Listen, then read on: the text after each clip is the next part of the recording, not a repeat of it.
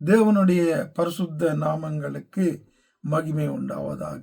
தேவனுடைய சித்தத்தை குறித்து பார்த்து கொண்டு வருகிறோம். ரோமர் 12:2, நீங்கள் இந்த பிரபஞ்சத்துக்கு ஒத்த வேஷம் தெரியாமல் தேவனுடைய நன்மையும் பிரியமும் பரிபூர்ண சித்தம் இன்னதென்று பகுத்தறியத்தக்கதாக உங்கள் மனம் புதிதாகிறதுனாலே மறுரூபமாகுங்கள்.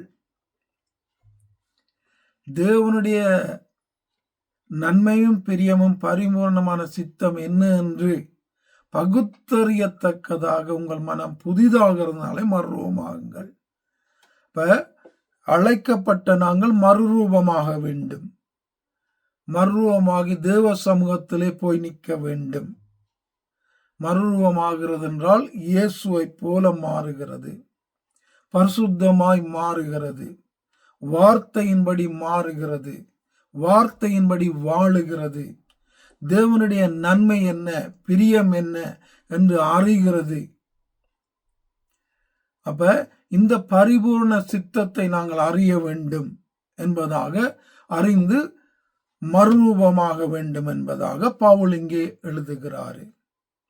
அப்ப இந்த பரிபூர்ண சித்தத்தை நாங்கள் அறிய வேண்டுமானால் முதலாவது இந்த பிரபஞ்சத்துக்கு ஏற்ற ஒத்த வேஷம் தெரியாத ஒரு வாழ்க்கை எங்களுக்கு இருக்க வேண்டும் என்பதாக இங்கே சொல்லுகிறார்.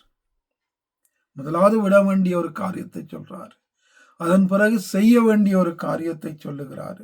அதன் பிறகு எங்களுக்கு அங்க நித்தியத்திலே கிடைக்க வேண்டிய ஒரு ஆசீர்வாதத்தை சொல்லுகிறாரு. முதலாவது விட வேண்டிய காரியம் என்ன?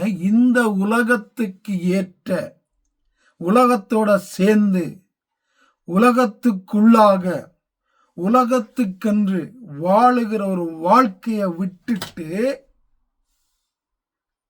நாங்க தேவனுக்கு பிரியமும் நன்மையும் எதென்று அறிந்து செய்து பரிபூர்ண சித்தம் என்னதென்று பகுத்தறியத்தக்கதாக, அப்படி செய்து அவருடைய பரிபூர்ண சித்தம் என்ன என்று இன்னும் பகுத்தறிந்து அதன்படி அப்படி வாழ்ந்து மறுரூபமாகுங்கள் என்று பவுல் இங்கே சொல்லுகிறாரு.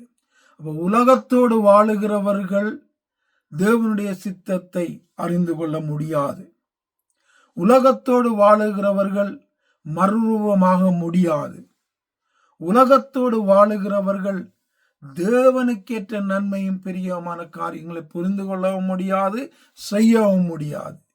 முதலாவது உலகத்தை விட்டுவிட வேண்டும், அதன் ஆசைகளை விட்டுவிட வேண்டும், இச்சைகளை விட்டுவிட வேண்டும். நானும் நீங்களும் முதலாவது பேசுகிற எனக்கு, இரண்டாவது தான் கேட்கிற உங்களுக்கு. என்னுடைய வாழ்க்கையிலும் இருக்கிற பலவீனங்கள், பாவங்கள், தேவனுக்கு பிரியமில்லாத காரியங்களை முதலாவது பேசுகிற நான் விட வேண்டும், முயற்சி செய்ய வேண்டும், ஆண்டவரிடத்துல அந்த கிருபையை கேட்க வேண்டும்.